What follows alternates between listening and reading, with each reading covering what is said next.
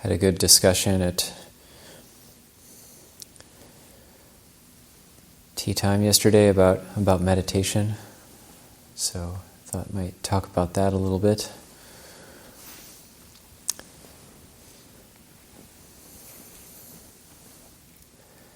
So today is 11th of May, 2021. Abhayagiri Monastery, there's now a few comings and goings happening, and Tanchitapalo has gone to the East Coast to visit family, and a new monk, we'll have a new monk or a new member of our communities, Tankema, will be here the 27th. We've had a lot of comings and goings over the years, so that's also coming up, in addition to thinking about meditation.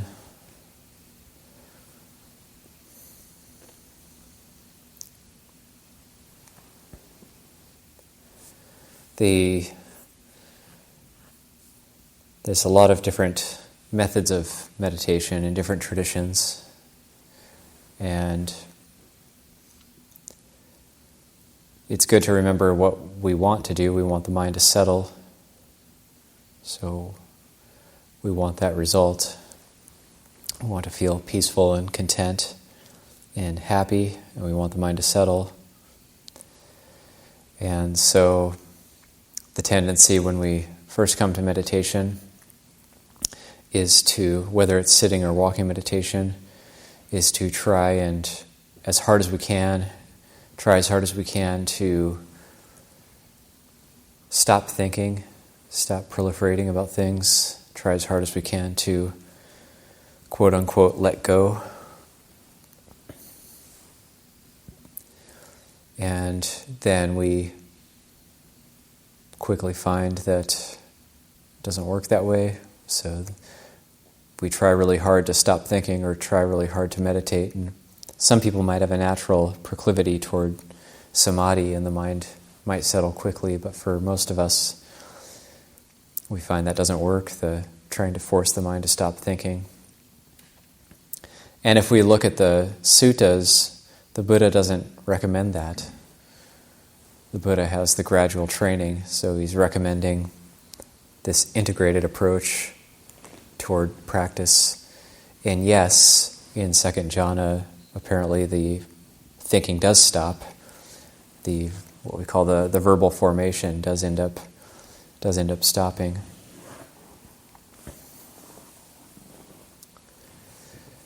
But the path to getting there isn't to try to make oneself stop thinking.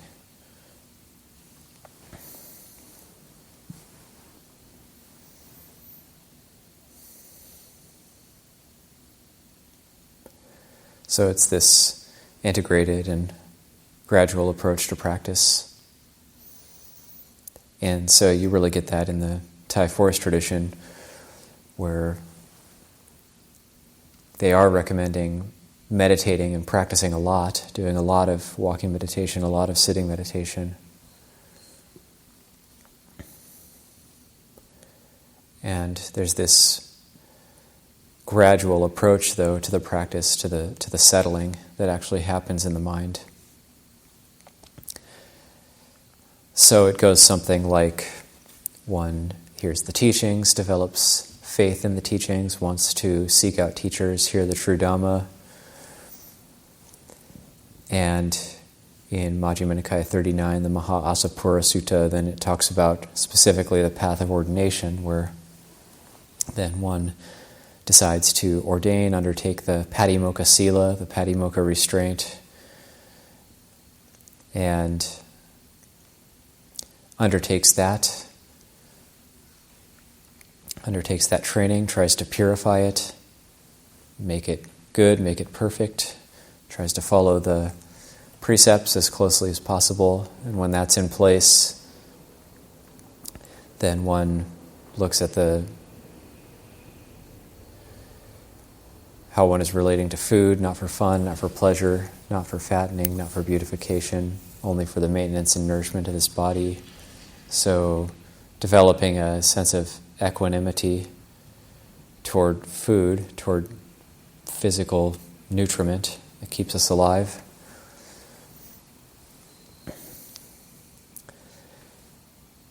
And then there's the Chagarya Yoga, the commitment to wakefulness. After that, so seeing how much sleep one actually needs, and paring back the amount we sleep a bit, and testing and seeing what's the right amount. Can we go with less sleep than we think we need?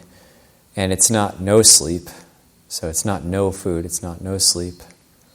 That's the Atakilamatanu Yoga. That's the self-torment, self-torture. But we're looking for balance, but the balance of the middle way is a little bit more austere than what we would normally think of as our comfort zone. So it is tends to be the middle way that the Buddha is talking about does tend to be outside of our comfort zone. So we're pushing the edges of our comfort zone with food and sleep. Slightly more austere, but not. It doesn't have to be over the top. It doesn't have to be heroic austerity, but it's just slightly more austere than what we're used to.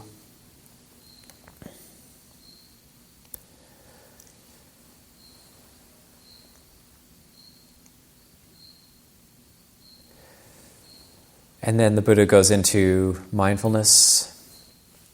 And some of these I might be getting the order wrong, but the sati sampajanya, the mindfulness and clear comprehension.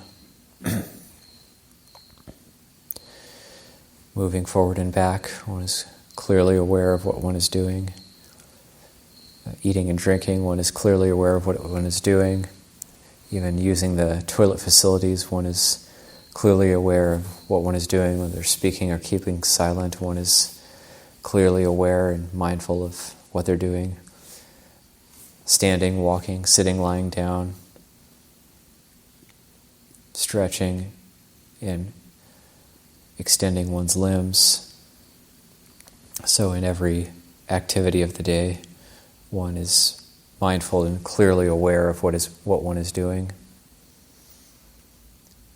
So you can think of that as just being present, being there. And then the Buddha goes into sense restraint.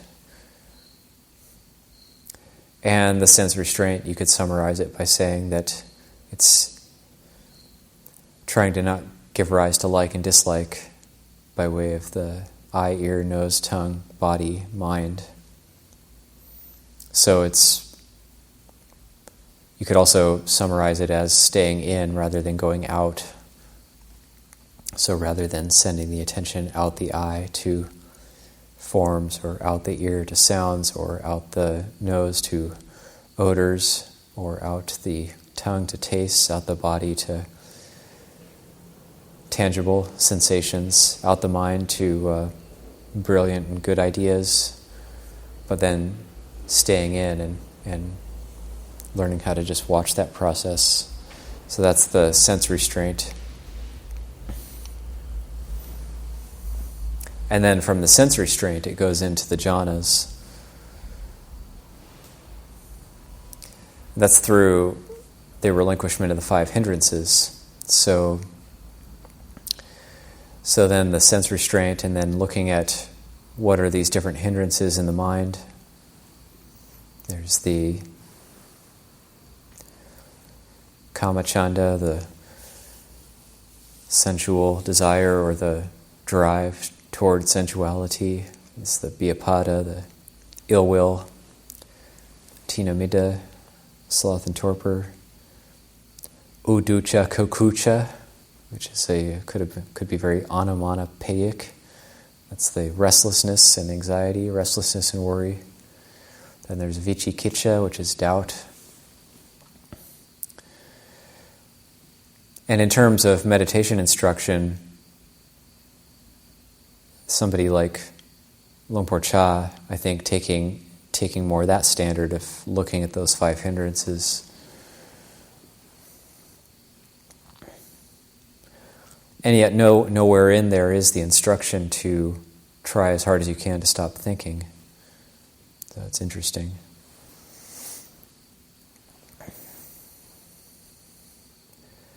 He does say, in Sati Sampajanya, the Buddha does teach about being present. So there's that sense of non-distraction or not following the distracted thoughts or going out from ourselves. So there's that sense of embodied presence that we have with the Sati Sampajanya, and that there's that sense of embodiment that gets even stronger in the sense restraint.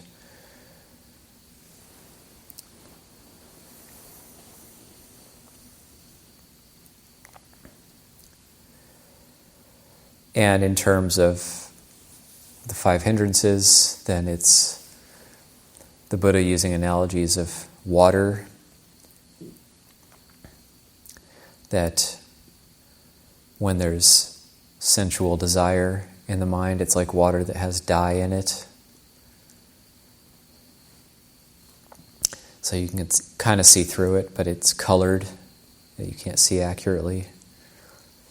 With ill will, it's like water that's boiling. Can't see clearly through it. It's hot. And it's stirred up.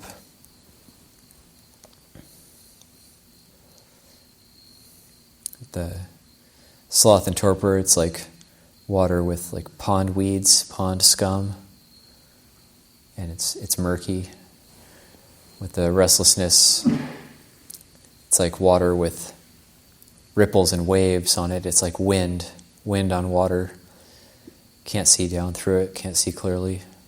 With doubt is a dual analogy. So with doubt, then it's like muddy water in the dark. So it's thick, turbid, you can't see the water so much as, or even needless to speak of, see through the water. So all these things, the Buddha says, it hinders wisdom, hinders seeing clearly. So that hints that what we're looking at through the practice is clear seeing, clear knowing of the way things are. And then, of course, when those 5 hindrances are abandoned, it's like a still pool. And when there's the still pool, then through that still pool, the Four Noble Truths can start to become clear. When the pool is still, you can look down and see fish swimming about. You can see even the rocks and the pebbles in the bottom of the pool. When it's still, clear water, you can't see those things when it's stirred up.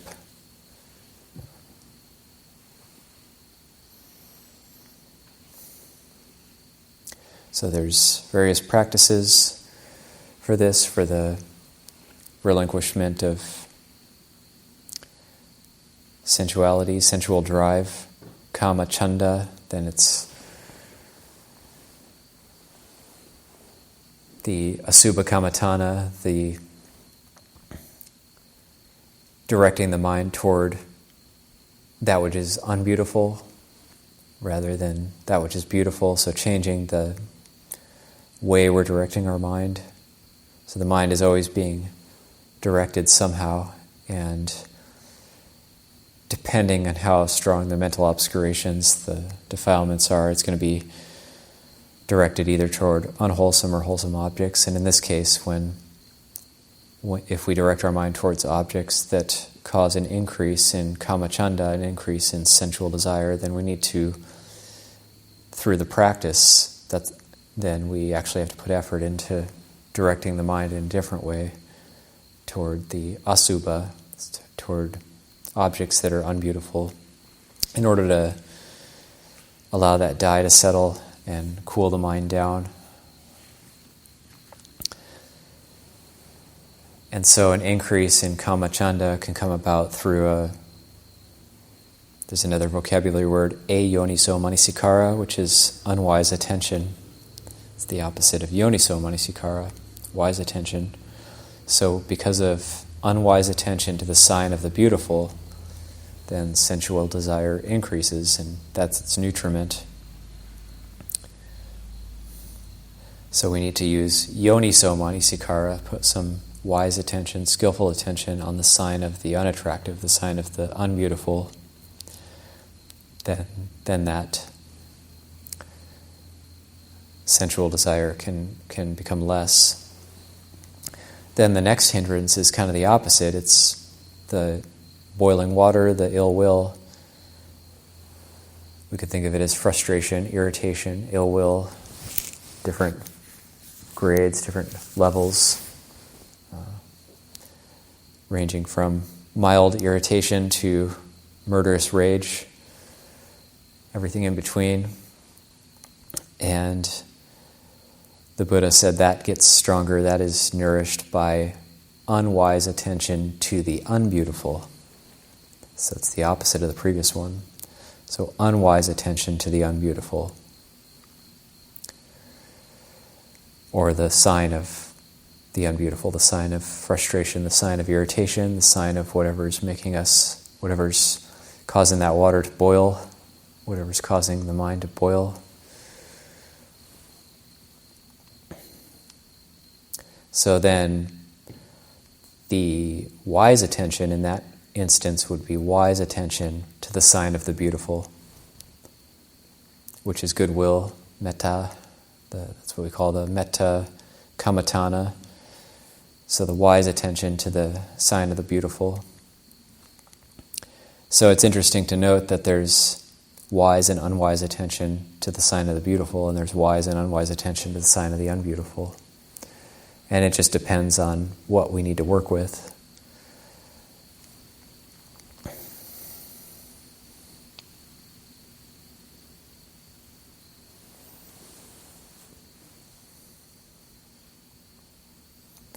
And the wise attention to the sign of the beautiful doesn't have to be metta in the form of may I be well, may I be happy, and so on, but it can be, say for example, if we're frustrated or irritated with somebody and we can't let go of either something they said or did or some quality they have that we don't like, then that's unwise attention to the sign of the unbeautiful.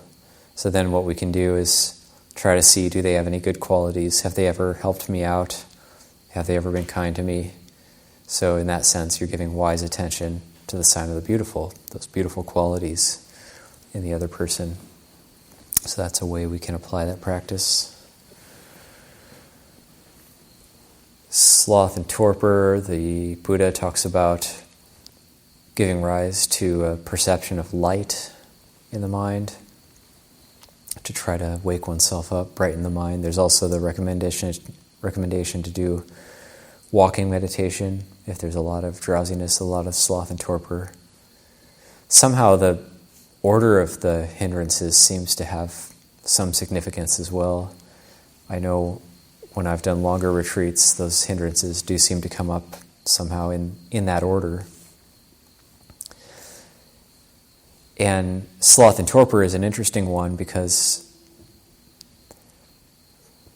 I remember when I was in Anagarika, a novice, and we actually had some Siladharas living here. And I remember talking about meditation one day with Sister Jitindriya, and she mentioned that sloth and torpor and ill will are very interconnected. That if there's a lot of ill will, then there'll be a lot of sloth and torpor. And as the ill will becomes less, the sloth and torpor does seem to become less. And I kind of questioned that and thought, hey, I can be angry and just force myself to stay awake. I don't have to. But sure enough, had a lot of problems with sloth and torpor early on. And as the anger became less over the years, I did see that the sloth and torpor was generally proportional to the amount of anger or ill will that I had as a hindrance. And I just found that very interesting. She was definitely right about that. And I've heard other people say that now over the years, and now I can attest to that yes, as that second hindrance becomes less for myself, sloth and torpor definitely became less, and my body can be quite tired, but the mind can still feel awake during meditation, and that certainly wasn't the case before.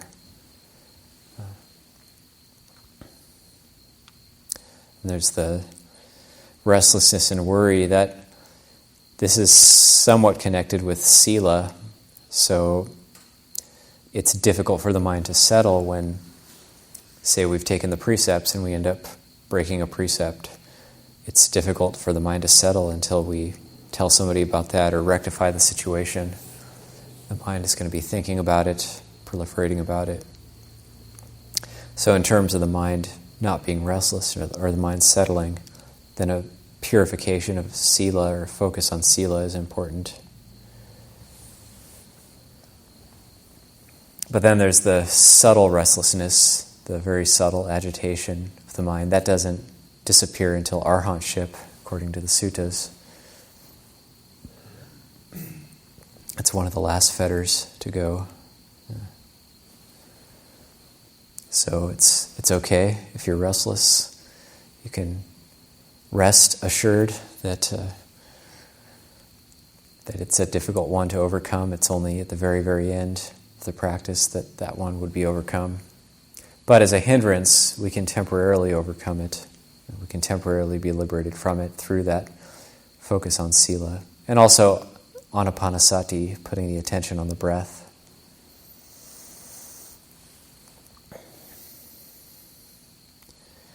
Then the doubt.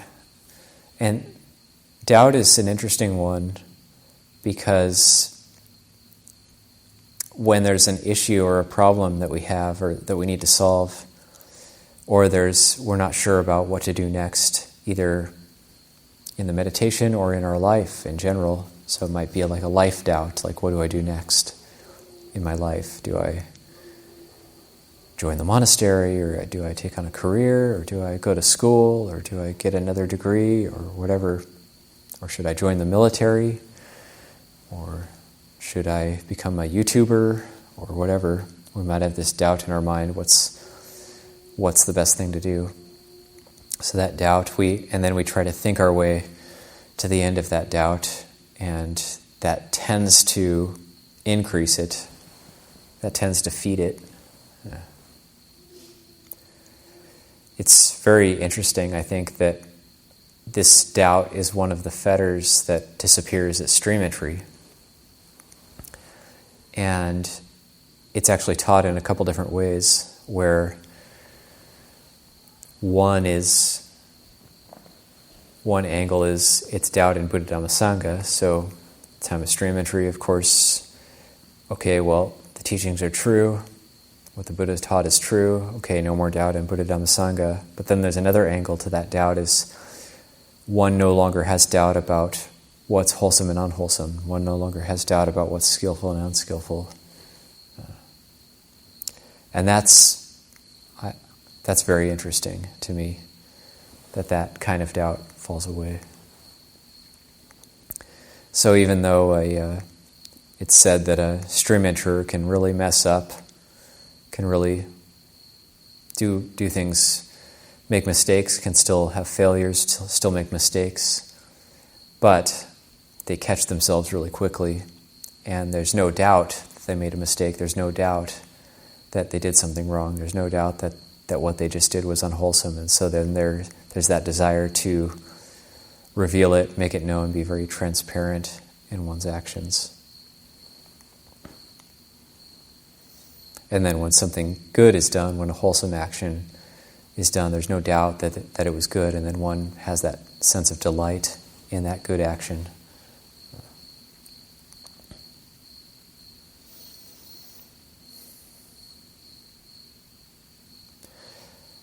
So how does that doubt pass away? That has to be through seeing clearly, through considering, looking into. So we're not going to think our way to the end of doubt. the thinking is going to wear us out. So we learn about the different aspects of the way we're using our mind. So I have so much doubt. How should I do this? Should I do that? So that thinking wears us out. So we shift. We do kind of a quantum shift here in our viewpoint and say, okay, well, I have no doubt that thinking my way to the end of doubt wears me out. So I have no doubt about that. So I can be sure about that. So then what can we be sure about? And then we can try to take it from that angle rather than trying to address the doubt directly. We can sidestep it in a sense. So what's the process of doubt? What's the mind do with doubt?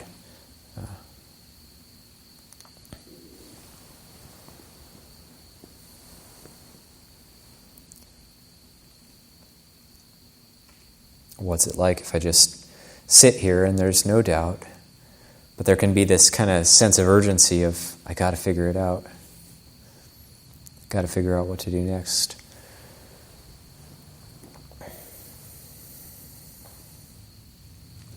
Then when we can't figure it out, we might want to ask someone, we might want to ask a teacher, what do I do next?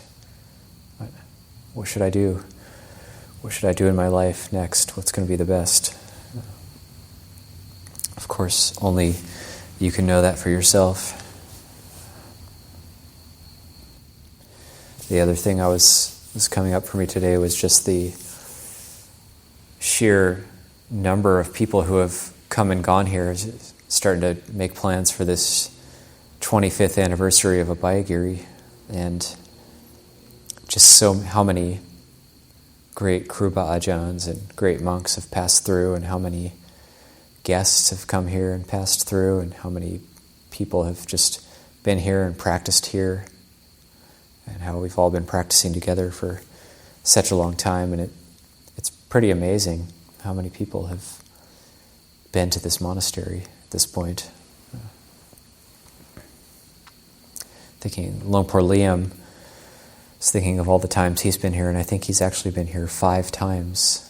So 1999, and I wasn't here yet at that time. But then there's 2004. Remember we did where my dad helped drive on a trip, 1-week road trip with Luangpur Liam, Ajahn Jandi, Ajahn Ñāṇiko, Ajahn Utain.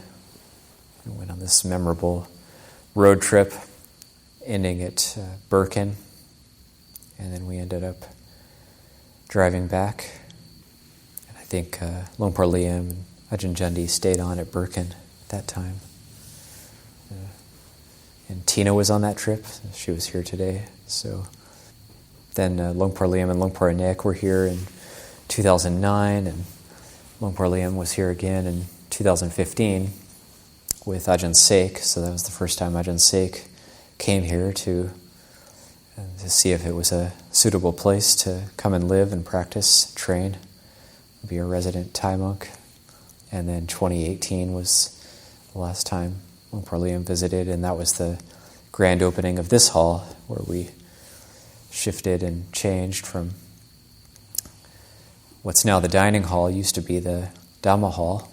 So that was where we were doing all of our pujas, meditations, Saturday night talks, Lunar Observance Day talks, all-night sits. We're doing it all in there, and there's so much memory connected at that place.